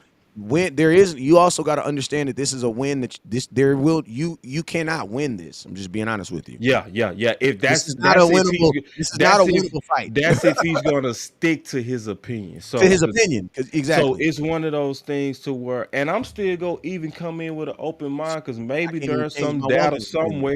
somewhere, somehow that's gonna kind of talk me out of all the evidence that I've researched. Hey, that ain't gonna happen. But at the same time, I'm gonna still try to have a respectable demeanor in this whole thing. Oh yeah, But absolutely. I wasn't really talking about it. Like I know you always no, I respectful. I'm know just you weren't talking about that. I'm just trying to amp myself up because I also know me. So it's one of those things to where I don't like when people push opinions like facts. That will vex me. You know what I mean? And then that's what'll make me go into crazy. You know what I mean? But at the same time, I'm a chill. That's all I'm gonna do. I promise you, I'm gonna be cool. Well, she will be there, man. Hey, man, and you guys already know West Coast. I will be live tomorrow, 10 a.m., man, on all social platforms, Instagram, Facebook, TikTok. Y'all crazy as hell on TikTok. I swear to God, y'all is. But I love you anyway. YouTube, you already know what it is, man. Facebook, you know what it is, man. Man, we live everywhere, man. Boss Cowboy Sports, West Coast Cowboy, man. We in it to win it. Hey, this season feels great, man. The number one thing I want to leave y'all with before I get out of before I say my slogan and hit this end button is this, man. This is a season that only comes once in a lifetime. So enjoy it, Cowboy Nation. Enjoy it. Enjoy it. Nobody's gonna be perfect. Things are gonna happen, but I'm gonna tell you this: this is one of those the once in a lifetime seasons. Make sure you enjoy it. You feel me? You guys already know what it is. Never look down because it starts up. Peace.